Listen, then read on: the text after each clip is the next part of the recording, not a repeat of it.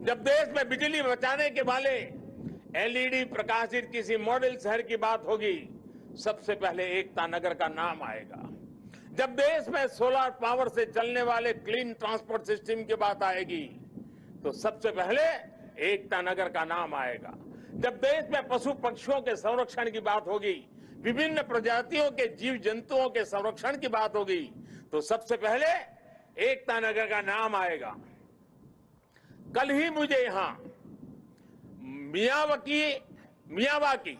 Miyawaki forest और मेज garden का लोकार्पण करने का अवसर मिला है।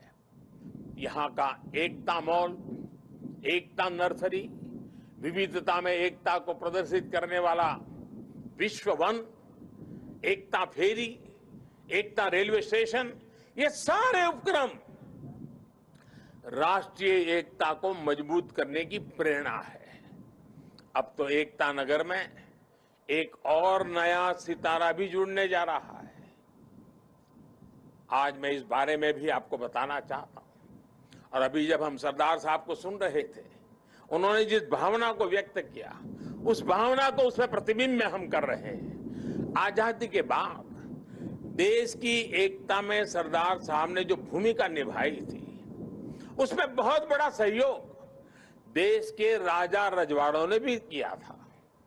जिन राज परिवारों ने सदियों तक सत्ता संभाली, देश की एकता के लिए एक नई व्यवस्था में उन्होंने अपने अधिकारों को कर्तव्य भाव से समर्पित कर दिया। उनके इस योगदान की आजादी के बाद दशकों तक उपेक्षा हुई है।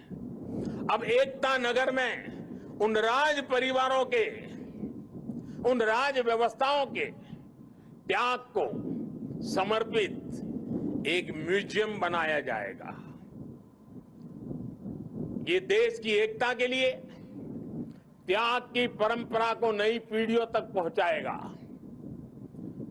और मैं गुजरात सरकार का भी आभारी हूं कि उन्होंने इस दिशा में काफी ग्राउंड वर्क पूरा किया है। मुझे विश्वास है सरदार साहब की प्रेरणा राष्ट्रीय एकता को मजबूत करने के लिए निरंतर हम सबका मार्गदर्शन करेगी। हम सब मिलकर सशक्त भारत का सपना पूरा करेंगे।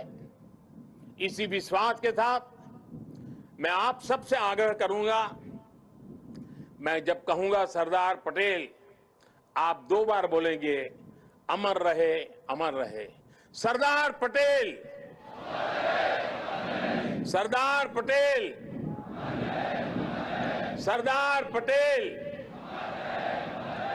भारत माता की, भारत माता की, भारत माता की।